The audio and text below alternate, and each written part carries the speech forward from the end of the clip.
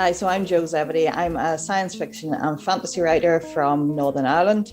I'm also the founder of Other Worlds NI, a community group for writers, and the chair of TitanCon, which is the Belfast convention for science fiction and fantasy. And I run a bookstore. So I'm a busy lady.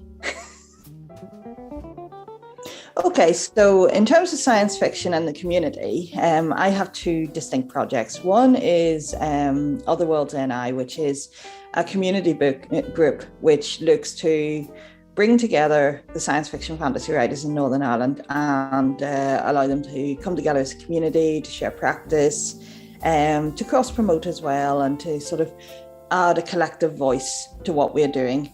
And I founded that because I had been delivering training on science fiction classes at a local arts centre.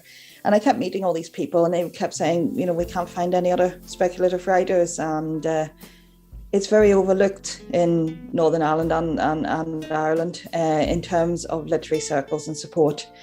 So I felt it was important that we got a support network together. So we have over 100 members now and continually growing. And then I suppose with my other hat, then I'm the chair of TitanCon, which is the Belfast Science Fiction Convention and Fantasy Convention. We haven't been able to run for 2 years because of the pandemic. And that's just like, you know, any other sci-fi convention. It's where we get together as fans, where we share, you know, our love of the genre. And it's challenging but fun. So that's my two, if you like, community sci-fi.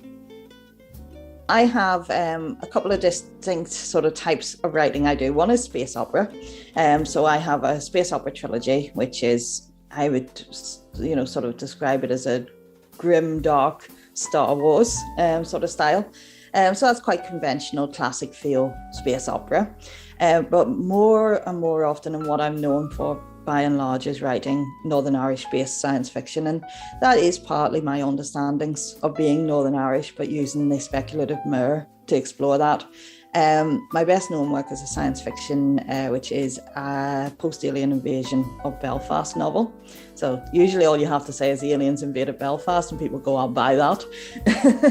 And that's called Inishkarik, and that's by far my best known work. And then I have a fantasy, which also deals with themes of mental illness, and that's called What Is in the Wild. That's with Inspired Quill publishers, who are also bringing out another fantasy this November, which is based over a very cold, snowy winter in Glenveigh, in Donegal, and a new sci-fi next year. So that's my work.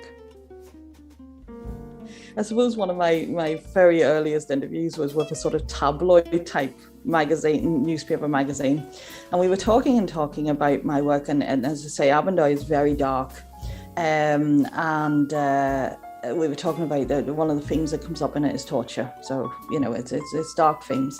And I started to realize where the interview was going, and I started trying to pull it back. But about a week later, the headline came out claiming that this tortured hero was the other man in my life. And I was sort of having to show it to my husband and go, sorry about this. Didn't quite realize where that was going. So that was quite funny. I think the other thing that I find, you know, sort of humorous as well, quite often with Inishkarik in particular, people would say to me, it's really not a good analogy to the Northern Ireland Troubles. And that always makes me smile, because I sat down to write it as a book that had nothing to do with the Northern Irish Troubles, because I was fed up with Troubles books. So it always makes me smile that people tell me I was doing very badly at something I was never doing. Okay, so I mentioned the two novels, the one coming out particularly this December, and then next year I have one which I'm really looking forward to, which will be a dystopia, a climate change dystopia set up in Northern Ireland, which is really important to me because I've been exploring the concept of the other and how they are accepted, and our ability to accept. So I think, as we've seen the climate emergency really emerging, it's made the themes in that novel actually shine out a lot more. I also, along with my husband, run a bookstore in Carrickfergus, so I have a lot of plans for that over the next year. We haven't been able to do events, for instance, and I really wanted to do a May the 4th event and do a big sci-fi day. We haven't been able to do that, so I have plans to do all that sort of thing.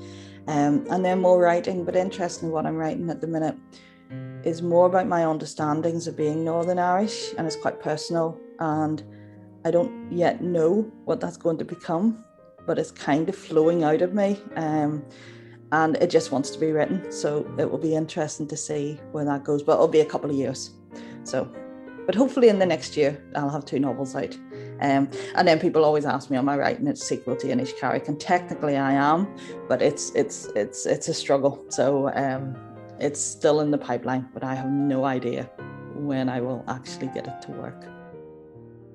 Oh, it has to be something to do with managing so many different projects. I mean, I'm only talking about my writing here. I also run a management consultancy, and people go to my LinkedIn profile, for the management consultancy, and then wonder why the spaceship's coming up and science fiction and all this blend of stuff.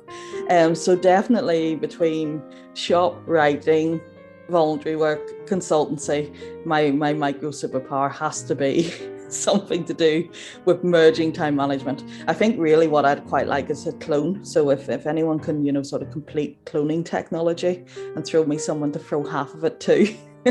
But definitely managing many, many things. So juggling. I'm a super juggler.